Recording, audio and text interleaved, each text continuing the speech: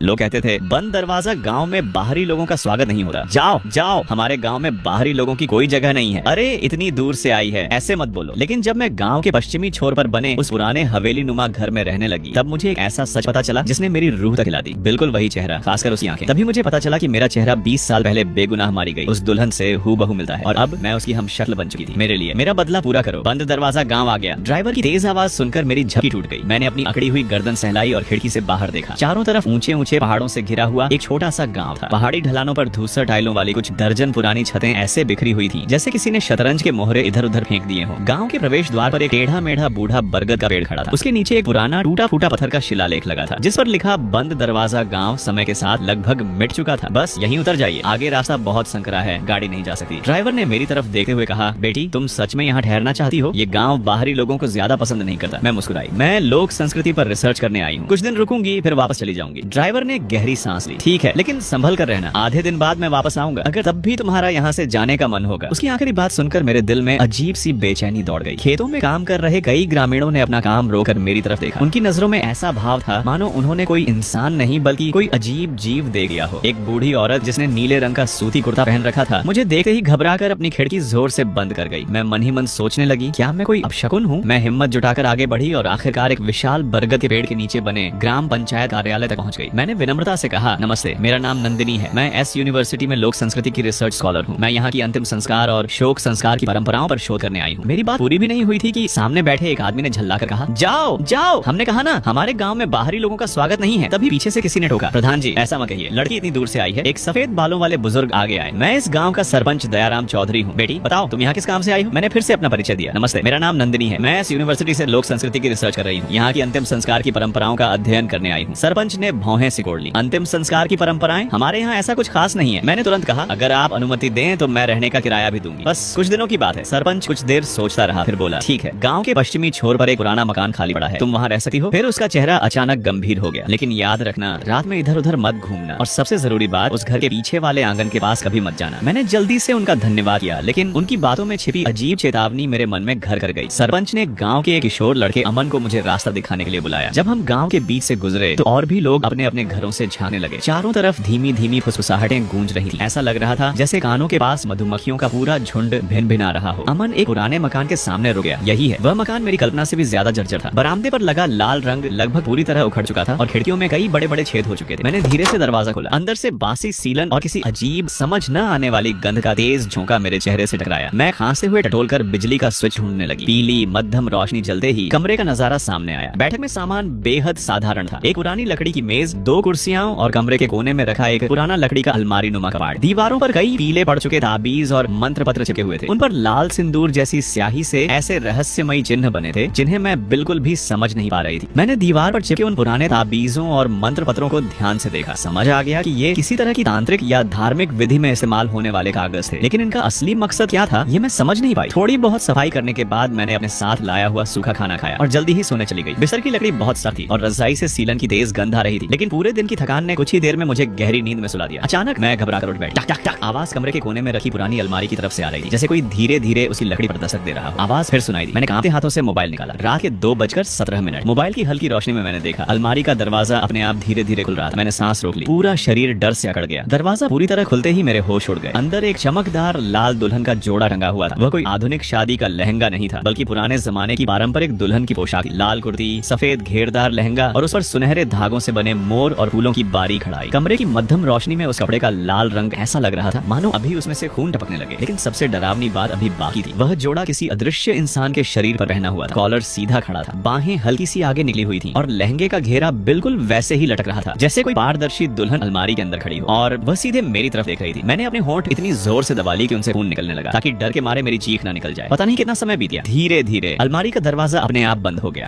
हल्की सी आवाज हुई और कमरा फिर से बिल्कुल शांत हो गया। मैं पूरी रात रजाई में सिकुड़ी रही। सुबह होने तक मुझ में हिलने की भी हिम्मत नहीं हुई। सुबह की धूप कमरे में आई तो मेरा डर थोड़ा कम हुआ। मैंने हिम्मत करके अलमारी खोली। अंदर कुछ भी नहीं था, सिर्फ कुछ मकड़ी के जाले हवा में झूल रहे थे। मैंने खुद को समझाया शायद यह सब मेरा वहम था, पूरे दिन की थकान की वजह से। जब मैं घर से बाहर निकली तब कुछ ग्रामीण खेतों की ओर जा रहे थे। मैंने हिम्मत करके उनसे उस लाल दुल्हन के जोड़े के बारे में पूछा। ये सुनते ही सबके चेहरे का रंग उड़ गया। कोई भी कुछ बोले बिना तेजी से वहाँ से चला गया। सिर्फ एक नई शादीशुदा औरत धीरे से फुसफुसाई, वह शारदा की चीज है, उससे कभी मत छूना। शारदा? मैं उससे और पूछना चाहती थी, लेकिन तभी उसका पति उसका हाथ पकड़कर उसे वहाँ से ले गया। पूरा दिन मैं मैं गाँव में घूमती रही और यहाँ के अंतिम संस्कार की परंपराओं से जुड़ी थोड़ी बहुत जानकारी इकट्ठा करती रही। शाम को जब मैं वापस पुराने मकान लौटी तो मुझे सरपंच दयाराम चौधरी की चेतावनी याद आई। फिर भी न जाने क्यों मैं घर के पीछे वाले आंगन की तरफ चली गई। वहाँ चारों तरफ घास फूस उगी हुई थी और एक कोने में एक अकेली कब्र बनी हुई थी। कब्र पर लिखे ज्यादातर अक्षर मिट चुके थे, लेकिन मैं अभी भी इतना पढ़ सकती थी, प्रिय पुत्री शारदा की समाधि। न उस पर जन्म मृत्यु की तारीख लिखी थी और न ही यह कि यह समाधि किसने बनवाई थी। मैं मन ही मन सोचने लगी, क्या यही वही शारदा है जिसका जिक्र गाँव वाले कर रहे थे? उसका दुल्हन का जोड़ा मेरे रहने वाले घर में कैसे पहुंचा और उसे इतनी वीरान जगह पर अकेले क्यों दफनाया गया? इन सवालों के साथ मैं वापस अपने कमरे में लौटी। सबसे पहले मैंने फिर से अलमारी खोली। अंदर अब भी कुछ नहीं था, लेकिन जब मैं सोने के लिए बिस्तर पर बैठी तो अचानक मेरी नजर तकिए पर गई। वहाँ कुछ लंबे काले और चमकदार बाल पड़े थे। वे मेरे बाल बिल्कुल नहीं थे। बाहर आसमान में काले बादलों ने चांद को ढक लिया था। पूरा बंद दरवाजा गांव मौत जैसी खामोशी में डूब चुका था। मैंने डर के मारे अपना मोबाइल का स्क्र पकड़ लिया। तभी अचानक मुझे एक बात याद आई। सरपंच दयाराम चौधरी ने मुझे जो चाबी दी थी वह तो इस अलमारी के ताले में लगती ही नहीं थी। मैंने घबराकर दोबारा चाबी मिलाई। सचमुच ताला उससे खुल ही नहीं सकता था। मेरे पूरे शरीर पर ठंडा पसीना छूट गया। अगर यह चाबी अलमारी की नहीं है तो फिर कल रात अलमारी किसने खोली थी? सुबह की हल्की धूप टूटे हुए खिड़की के कागजों से छनकर कमरे में आ रही थी। मैं तकिए पर पड़े उन अनजान बालों को घूर रही थी। मेरी उंगलियां बेकाबू होकर कांप रही थी। अब मुझे पूरा यकीन हो चुका था, कल रात जो कुछ भी हुआ वह कोई सपना नहीं था। अलमारी में दिखाई देने वाला लाल दुल्हन का जोड़ा और वह रहस्यमयी दस्तक, सब कुछ सच था। मैंने तुरंत अपना बैग उठाया और पुराने मकान से बाहर निकल गई। अब मुझे किसी ऐसे इंसान की जरूरत थी जो मुझे इस गाँव का सच बता सके। गाँव के बीचों बीच एक बड़ा बरगद का पेड़ था। उसके नीचे कुछ बुजुर्ग बैठे आपस में बातें कर रहे थे। जैसे ही मैं उनके पास पहुंची उनकी सारी बातचीत अचानक बंद हो गई। मैंने विनम्रता से पूछा, दादाजी मैं आपसे एक बात पूछना चाहती हूँ। गाँव के पश्चिमी छोर पर जो पुराना मकान है उसमें पहले कौन रहता था? बुजुर्गों में से एक ने बिना मेरी तरफ देखे कहा, वहाँ कोई नहीं रहता, कई सालों से वह मकान खाली पड़ा है। मैंने फिर पूछा, तो शारदा कौन थी? दूसरे बुजुर्ग का चेहरा अचानक उतर गया। पीछे वाले आंगन की उस कब्र की बात कर रही हो? फिर उसने मुझे घूरते हुए कहा, बेटी तुम बाहर की हो, इन बातों में मत पड़ो, जितनी जल्दी हो सके यहाँ से चली जाओ, हमारे गाँव पर और मुसीबत मत लाओ। इतने में एक बूढ़े ने मुझे ध्यान से देखा और बुदबुदाया, बिल्कुल वैसी ही है, खासकर इसकी आंखें। मैं चौंक गई, किस जैसी? लेकिन किसी ने कोई जवाब नहीं दिया। मैंने अनजाने में अपना चेहरा छू लिया। अब मेरे दिल की धड़कन पहले से कहीं ज्यादा तेज हो चुकी थी। गाँव के पूर्वी छोर पर एक छोटी सी दर्जी की दुकान थी। दरवाजे पर कुछ पुराने कपड़े टंगे हुए थे। मैं अंदर गई तो देखा एक झुकी हुई कमर वाला बूढ़ा दर्जी चुपचाप कपड़े सिल रहा था। उसने सिर उठाकर पूछा, बेटी कपड़े सिलवाने आई हो? मैंने सिर हिलाया, नहीं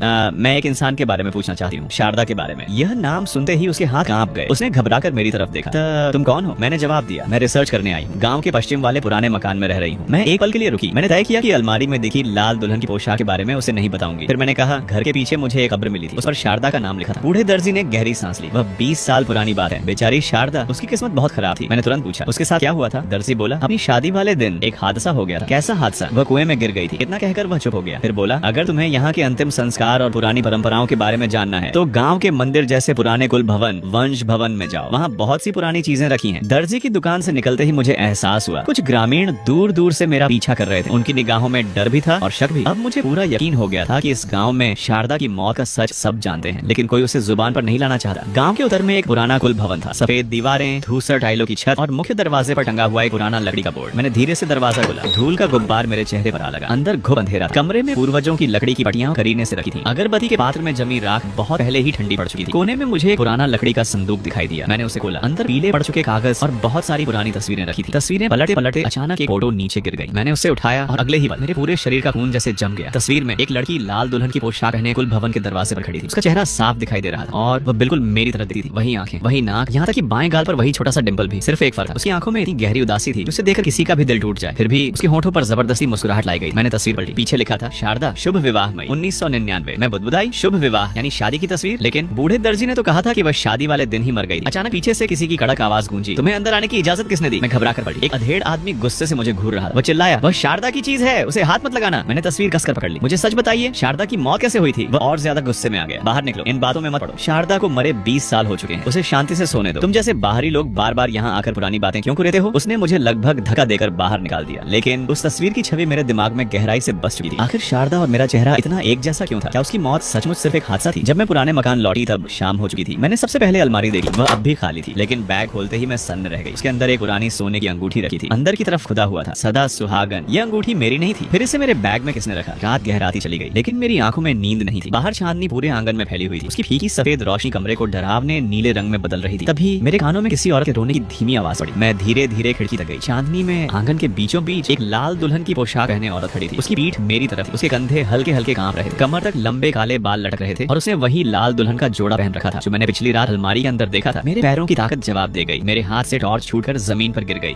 आवाज सुनते ही वह औरत धीरे धीरे मेरी तरफ मुड़ने लगी। चांदनी में जब वह औरत पूरी तरह मेरी तरफ मुड़ी तो मेरी चीख निकल गई। उसका चेहरा बिल्कुल वैसा ही था जैसा मैंने उस पुरानी तस्वीर में देखा था, और बिल्कुल मेरी तरह। बस फर्क इतना था कि उसका चेहरा बिल्कुल सफेद पड़ चुका था, जैसे उसमें खून की एक बूंद भी न बची हो। उसकी आंखें गहरे काले गड्ढों जैसी थी और होंठों के किनारों से गाढ़ा लाल तरल धीरे धीरे बह रहा था। मैं जोर से चीखी। अगले ही पल मेरी आंखों के सामने अंधेरा छा गया और मैं बेहोश होकर गिर पड़ी। जब मेरी आंख खुली, मैं अपने ही बिस्तर पर लेटी हुई थी। खिड़की से आती तेज धूप मेरी आंखों में चुभ रही थी। मैंने खुद से पूछा, क्या ये सब सपना था? लेकिन तभी मेरी नजर अपने जूतों पर पड़ी। उनके तलवों पर पीछे वाले आंगन की गीली मिट्टी लगी हुई थी और मेरे हाथ में अब भी वही सोने की पुरानी अंगूठी कसकर पकड़ी हुई थी। उसके अंदर खुदे हुए शब्द सदा सुहागन धूप में अजीब सी ठंडी चमक बिखेर रहे थे। अब मुझे यकीन हो गया, ये अंगूठी निश्चित रूप से शारदा की थी। लेकिन ये मेरे बैग में आई कैसे? मैंने फैसला किया कि अब सीधे दयाराम चौधरी से जवाब मांगूंगी। जैसे ही मैं घर से बाहर निकली, पूरा गांव शोर से गूंज रहा था। कई ग्रामीण गांव के पुराने कुएं के चारों ओर जमा थे। उनके चेहरों पर साफ डर दिखाई दे रहा था। मैंने एक आदमी से पूछा, क्या हुआ? वह कांपती आवाज में बोला, रघुनाथ मर गया। सुबह पानी भरते समय वह कुएं में गिर गया। मेरे पैरों तले जमीन खिसक गई। बूढ़े दर्जी ने भी तो कहा था शारदा की मौत भी कुएं में गिरने से हुई थी। मैं भागती हुई दयाराम चौधरी के घर पहुंची, लेकिन मुख्य दरवाजा बंद था। मैंने कई बार दस्तक दी पर अंदर से कोई जवाब नहीं आया। तभी पड़ोस के घर से एक बुजुर्ग ने सिर बाहर निकाला। वह बोला, दरवाजा मत पीटो, सरपंच सुबह ही कस्बे चले गए। मैंने जल्दी से पूछा, दादाजी मुझे शारदा के बारे में जानना है। उस बुजुर्ग का चेहरा अचानक पीला पड़ गया। वह घबराकर फुसफुसाया, शारदा का नाम मत लो, उसका नाम लेना मौत को बुलाना है। फिर उसने कांपती आवाज में कहा, रघुनाथ ने भी कल रात उसका नाम लिया था और आज सुबह वह अपनी बात पूरी के बिना ही दरवाजा बंद कर गया। मैं वापस पुराने मकान लौट आई। इस बार मैंने घर के हर कोने की अच्छी तरह तलाशी ली। अचानक बिस्तर के नीचे मुझे एक पुरानी फटी हुई डायरी मिली। उसके पहले पन्ने पर लिखा था शारदा 1998। मेरे हाथ कांपने लगे। मैंने पहला पन्ना खोला। 15 मार्च 1998। आज पिताजी ने फिर चौधरी परिवार में मेरी शादी की बात छेड़ी। चौधरी परिवार गाँव का सबसे ताकतवर परिवार है, लेकिन उनका बेटा मानसिक रूप से ठीक नहीं है। मैं मर जाऊंगी लेकिन उससे शादी कभी नहीं करूंगी। मैं एक एक पन्ना पढ़ती चली गई। शारदा की लिखावट बहुत सुंदर थी, लेकिन हर शब्द में दर्द और बेबसी भरी हुई थी। उसने लिखा था कि वह किसी से प्रेम करती है। वह लड़का गांव के स्कूल में शिक्षक था। दोनों एक दूसरे से छिपकर मिलते थे, लेकिन उसके घर वालों ने जबरदस्ती उसकी शादी चौधरी परिवार में तय कर दी। शादी की तारीख थी मई 1999। डायरी का आखिरी पन्ना 2 मई 1999, यानी शादी से ठीक एक दिन पहले लिखा गया था। उसमें लिखा था, कल मेरी जिंदगी नहीं, मेरा नरक शुरू होगा। मास्टर जी का तबादला कर दिया गया है। पिताजी चौधरी परिवार से पैसे ले चुके हैं, लेकिन मोहन ने वादा किया है कि वह मुझे यहाँ से भगा ले जाएगा। आज आधी रात गांव के बाहर पुराने बरगद के पेड़ के नीचे वह मेरा इंतजार करेगा। हे भगवान, बस हमारी रक्षा करना। मैंने डायरी बंद कर दी। मोहन कौन था? क्या वही शारदा का प्रेमी था? और उस रात आखिर हुआ क्या था? शाम होते होते पूरे गांव में शोक की घंटियां बजने लगी। रघुनाथ का अंतिम संस्कार शुरू हो चुका था। मैं दूर खड़ी सब देख रही थी, लेकिन मुझे एक अजीब बात महसूस हुई। ग्रामीण सिर्फ दुखी नहीं थे, वे डरे हुए थे। तभी दो आदमी आपस में धीरे धीरे बात करने लगे। फिर शुरू हो गया। 20 साल बाद वही चक्र दोबारा लौट आया है। दूसरे ने कांपते हुए कहा, वह वापस आ गया है अपना बदला लेने। मैंने तुरंत पूछा, कौन वापस आया है? दोनों ने मेरी तरफ देखा। उनके चेहरों का रंग उड़ गया। उनमें से एक डरते हुए बोला, मेरे पास मत आना, तुम्हारा चेहरा बिल्कुल उसी जैसा है। जरूर उसी ने तुम्हें यहाँ भेजा है। ये कहकर वे दोनों वहाँ से भाग गए। रात एक बार फिर गांव पर उतर आई। मैंने दरवाजे और खिड़कियां अच्छी तरह बंद कर दी। सोने की अंगूठी और शारदा की डायरी दोनों को अपने तकिए के पास रख लिया। साथ ही एक टॉर्च और अपनी सुरक्षा के लिए एक बड़ी कैंची भी अपने पास रख ली। पूरा घर मौत जैसी खामोशी में डूबा हुआ था। अलमारी भी आज बिल्कुल शांत थी। जब मुझे लगा कि शायद आज कुछ नहीं होगा, तभी झर्र मुख्य दरवाजा अपने आप खुल गया। धीरे धीरे किसी के कदमों की आवाज सुनाई देने लगी। ठक ठक ठक। वह आवाज धीरे धीरे मेरे कमरे के बाहर आकर रुक गई। फिर मेरे कमरे के दरवाजे का हैंडल धीरे धीरे घूमने लगा। मैंने कांपते हाथों से कैंची और भी कसकर पकड़ ली। पूरा शरीर पसीने से भीग चुका था। मैंने डरते हुए पूछा, कौन है? कोई जवाब नहीं आया। कुछ पल तक सब कुछ बिल्कुल शांत रहा। फिर कदमों की आवाज दोबारा सुनाई दी, लेकिन इस बार वह धीरे धीरे मुझसे दूर जाती चली गई। कुछ सेकंड बाद धड़ाम, मुख्य दरवाजा अपने आप बंद हो गया और पूरा घर फिर से गहरी खामोशी में डूब गया। उस रात मेरी आंखों में बिल्कुल भी नींद नहीं आई। जैसे ही सुबह हुई, मैंने तुरंत अपना सामान समेटना शुरू कर दिया। अब मेरे लिए एक बात बिल्कुल साफ थी, यह गाँव सामान्य नहीं था। मैंने मन ही मन फैसला कर लिया, अपनी रिसर्च में कहीं और भी कर सकती हूँ, लेकिन इसके लिए अपनी जान जोखिम में डालने की कोई जरूरत नहीं है। मैं अपना बैग उठाकर गाँव छोड़ने के लिए निकल पड़ी। गाँव के प्रवेश द्वार पर पुराने बरगद के पेड़ के नीचे कुछ ग्रामीण गड्ढा खोद रहे थे। वे रघुनाथ के अंतिम संस्कार की तैयारी कर रहे थे। मैंने सिर झुकाया और तेज कदमों से वहाँ से निकल गई। मुझे डर था कि कहीं कोई मुझे रोक न ले। जैसे ही मैं बरगद के पेड़ को पार करके आगे बढ़ी, मुझे सामने पहाड़ों की तरफ जाने वाला रास्ता दिखना चाहिए था, लेकिन मेरे सामने सिर्फ घना सफेद कोहरा था। वह कोहरा सामान्य नहीं था। उसकी ठंडी नमी मेरे शरीर से ऐसे लिपट रही थी मानो वह जिंदा हो। मैं लगभग 20 मिनट तक लगातार चलती रही, लेकिन जब कोहरा थोड़ा छूटा तो मेरे पैरों तले जमीन खिसक गई। मैं फिर उसी पुराने बरगद के पेड़ के सामने खड़ी थी, यानी मैं दोबारा गाँव के प्रवेश द्वार पर पहुंच गई थी। मैं घबरा गई। ये कैसे हो सकता है? मैंने दूसरा रास्ता चुना। इस बार मैं छोटी नदी के किनारे किनारे चलने लगी। मैंने सोचा नदी तो गाँव से बाहर ही जाती होगी, लेकिन करीब आधे घंटे बाद मैं हाँफती हुई गाँव के पूर्वी छोर पर उसी बूढ़े दर्जी की दुकान के सामने खड़ी थी। मेरी रीढ़ में ठंडी लहर दौड़ गई। मैंने जल्दी से मोबाइल निकाला। कोई नेटवर्क नहीं था। बैटरी भी सिर्फ 30% बची थी। मैंने नक्शा खोला। लोकेशन का निशान एक ही जगह बार बार उछल रहा था। ऐसा लग रहा था मानो पूरा गांव किसी अदृश्य घेरे में कैद हो। तभी मुझे पीछे से दो बुजुर्गों की धीमी आवाज सुनाई दी। एक बोला, 20 साल पहले भी बिल्कुल ऐसा ही हुआ था। दूसरे ने कहा, उसकी मौत के बाद पूरा गांव 49 दिनों तक इसी तरह फंसा रहा था। यहाँ तक कि अंतिम यात्रा भी पूरे दिन चलती रही, लेकिन शाम को पता चला कि हम सब एक ही जगह गोल गोल घूम रहे थे। मैंने तुरंत उनके पास जाकर पूछा, आखिर शारदा की मौत कैसे हुई थी? पहला बुजुर्ग बोला, ये सवाल सरपंच से पूछो, यह उसी के पापों का फल है। मैंने पूरा गांव छान मारा। आखिरकार दोपहर के समय मुझे दयाराम चौधरी पुराने कुल भवन के पीछे बैठे मिले। सिर्फ एक रात में ही वे 10 साल बूढ़े लगने लगे थे। उनकी आंखें लाल थी और चेहरे पर गहरी थकान साफ दिखाई दे रही थी। मैंने उनके सामने जाकर कहा, सरपंच जी, अब मुझे पूरा सच जानना ही होगा। मैं इस गांव से बाहर नहीं निकल पा रही हूँ और कल रात मैंने उसे भी देखा था। मैंने जेब से सोने की अंगूठी निकालकर उनके सामने रख दी। अंगूठी देखते ही उनके हाथ कांप उठे। वह उनके हाथ से छूटकर जमीन पर गिर गई। दयाराम चौधरी बुरी तरह कांपने लगे। फिर धीमी आवाज में बोले, यह हमारे पापों की सजा है। 20 साल बाद वह वापस आ गई है। उन्होंने कांपती आवाज में पूरी कहानी सुनानी शुरू की। 3 मई 1999 उसी दिन शारदा की शादी चौधरी परिवार के बेटे से होने वाली थी। चौधरी परिवार पूरे गांव का सबसे अमीर और ताकतवर परिवार था, लेकिन उनका बेटा मानसिक रूप से अस्वस्थ था। शारदा के पिता ने भारी दहेज और पैसे के लालच में यह रिश्ता स्वीकार कर लिया। उन्होंने अपनी बेटी की एक भी बात नहीं सुनी। शादी से एक रात पहले शारदा और गांव के स्कूल के शिक्षक मास्टर सुरेश ने भागने की योजना बनाई थी, लेकिन किसी ने उनकी खबर गांव वालों को दे दी। ग्रामीणों ने रास्ते में ही मास्टर सुरेश को पकड़ लिया, उसे बेरहमी से पीटा और हमेशा के लिए गांव से भगा दिया। उधर शारदा को उसके घर में बंद कर दिया गया। अगले दिन शादी के समय शारदा ने लाल दुल्हन का जोड़ा पहना और गांव के उसी पुराने कुएं में छलांग लगा दी। जब उसकी लाश बाहर निकाली गई तो उसकी आंखें किसी भी तरह बंद नहीं हो रही थी। उसके अंतिम संस्कार के बाद पूरे गांव में अजीब घटनाएं शुरू हो गईं। कुएं का पानी लाल हो गया, पशु बिना किसी वजह के मरने लगे और जिन 7 लोगों ने शारदा को पकड़ने में हिस्सा लिया था वे सभी 1 महीने के भीतर रहस्यमयी परिस्थितियों में मर गए। आखिरकार गांव वालों ने एक तांत्रिक को बुलाया। उसने शारदा की दुल्हन की पोशाक, उसकी निजी चीजें सब पुराने मकान के पीछे दफना दी। फिर पूरे घर में तांत्रिक सुरक्षा के मंत्र और ताबीज लगा दिए। जाते जाते उसने कहा था, इससे गांव को सिर्फ 20 साल की मोहलत मिलेगी। मैंने धीरे से पूछा, लेकिन शारदा का चेहरा बिल्कुल मेरी तरह क्यों है? दयाराम चौधरी ने मेरी तरफ देखा, फिर धीमे स्वर में बोले, शायद इसी वजह से उसने तुम्हें चुना है। मैं वापस पुराने मकान लौटी। इस बार मैंने शारदा की डायरी बहुत ध्यान से पढ़ी। अचानक आखिरी पन्ने के पीछे कुछ धुंधले शब्द दिखाई दिए। ऐसा लग रहा था मानो उन पर कभी पानी गिरा हो और बाद में सूख गया हो। मैंने डायरी को रोशनी के सामने किया। धीरे धीरे शब्द साफ होने लगे। उस पर लिखा था, उन्होंने मुझे धोखा दिया, मोहन कभी नहीं आया, सबने मुझे धोखा दिया, मरने के बाद भी मैं उन्हें कभी माफ नहीं करूंगी। मैं एकदम चौंक गई। मोहन? ये तो मास्टर सुरेश नहीं था। तभी मुझे डायरी की वह बात याद आई। आधी रात गांव के बाहर पुराने बरगद के पेड़ के नीचे मेरा इंतजार करना। अचानक मुझे समझ आया, शारदा जिस इंसान का इंतजार कर रही थी वह मास्टर सुरेश नहीं बल्कि मोहन था। शाम ढलते ही एक बार फिर पूरे गांव में अफरा तफरी मच गई। मैं भागकर बाहर पहुंची। पुराने कुएं के पास फिर भीड़ जमा दी। किसी ने कांपती आवाज में कहा, रामलाल कसाई मर गया। उसकी लाश उसके ही सुअर खाने में मिली है। रामलाल कसाई की लाश देखकर सबकी रूह कांप गई। उसके पूरे शरीर से खून बह रहा। भीड़ में किसी ने कांपती आवाज में कहा, दूसरा भी मर गया। दूसरा आदमी बोला, यह सब उसी लड़की के आने के बाद शुरू हुआ है। जब से यह गांव में आई है शारदा की आत्मा फिर लौट आई है। इतना सुनते ही भीड़ में हलचल मच गई। कुछ युवा गुस्से से मेरी तरफ बढ़ने लगे। मैं डरकर पीछे हटने लगी। तभी पीछे पड़े एक पत्थर से मेरा पैर टकराया और मैं जमीन पर गिर पड़ी। उसी समय एक बुजुर्ग जोर से चिल्लाया, बस करो, इस लड़की की कोई गलती नहीं है, गलती हमारी है। हमने शारदा के परिवार के साथ बहुत बड़ा अन्याय किया था। मैं किसी तरह वापस पुराने मकान पहुंची। मेरा पूरा शरीर कांप रहा था, लेकिन इस बार डर की वजह सिर्फ गांव वालों की नफरत नहीं थी। मुझे अचानक एहसास हुआ कि मेरी याददाश्त का एक हिस्सा गायब था। मुझे बिल्कुल याद नहीं था कि मैं कुएं से वापस इस घर तक कैसे पहुंची। कम से कम आधा घंटा मेरी यादों से गायब था। मैंने चेहरा धोने के लिए आईने में देखा और मेरा दिल जैसे रुक गया। मेरे बाल खुले हुए थे जबकि मैंने उन्हें कभी नहीं खोला था और मेरे होठों पर लाल लिपस्टिक लगी हुई थी। मैंने जिंदगी में कभी लिपस्टिक नहीं लगाई थी, लेकिन उसका रंग बिल्कुल वैसा ही था जैसा मैंने शारदा की तस्वीर में देखा था। उस रात मुझे एक ऐसा सपना आया जो किसी हकीकत से कम नहीं था। मैंने खुद को लाल दुल्हन का जोड़ा पहने देखा। मैं एक कमरे में बैठी थी जिसकी दीवारों पर शादी के शुभ चिन्ह लगे हुए थे। बाहर शहनाइयां बज रही थी और लोग खुशी मना रहे थे, लेकिन मैं रो रही थी। मेरे हाथ में एक छोटी सी चिट्ठी थी। उस पर लिखा था, आज आधी रात पुराने बरगद के पेड़ के नीचे मेरा इंतजार करना, मैं तुम्हें यहाँ से ले जाऊंगा। मोहन। अचानक कमरे का दरवाजा जोर से खुला। कुछ आदमी और एक बुजुर्ग औरत अंदर घुस आए। उनमें से एक चिल्लाया, भागने की कोशिश कर रही है? चौधरी परिवार से पैसे ले लिए गए हैं, आज तुझे शादी करनी ही पड़ेगी, चाहे तेरी मर्जी हो या नहीं। वे मुझे घसीटे हुए बाहर ले जाने लगे। मैं पूरी ताकत से छटपटाने लगी। खींचतान में मेरी लाल दुल्हन की पोशाक हट गई। मेरे बाल बिखर गए और जमीन पर गिर पड़े। मैं जोर से चीखते हुए जा गई, लेकिन मैं अपने बिस्तर पर नहीं थी। मैं पुराने मकान के पीछे शारदा की कब्र के सामने खड़ी थी। मेरे हाथ में बालों का एक गुच्छा था। वह मेरे अपने बाल थे जिन्हें किसी ने जोर से खींचकर उखाड़ दिया। मैं डर से कांप उठी। नहीं, ये नहीं हो सकता। मैं लड़खड़ाते हुए कमरे में भागी, दरवाजा बंद किया और कमरे के कोने में सिकुड़ कर बैठ गई। कुछ देर बाद मैंने अपनी नोटबुक खोली। उसके एक खाली पन्ने पर किसी ने लिखा था, मोहन को ढूंढो। मैं दंग रह गई। ये मेरी लिखावट नहीं थी, ये वही साफ और सुंदर लिखावट थी जो शारदा की डायरी में थी। अगले 2 दिनों में गांव का माहौल और भी भयावह हो गया। 2 और ग्रामीण मर गए। दोनों वही लोग थे जिन्होंने 20 साल पहले शारदा को पकड़ने में हिस्सा लिया था। उनकी मौत इतनी डरावनी थी कि सुनकर ही रूह कांप जाए। एक आदमी अपनी ही आंतों में उलझकर मर गया। दूसरे के पूरे शरीर में सैकड़ों सिलाई की सुइयां धंसी हुई थी। वह इंसान कम और चलता फिरता सुईदान ज्यादा लग रहा था। अब गांव वाले मुझे देखकर कांप जाते थे। उनकी आंखों में डर भी था और नफरत थी, मानो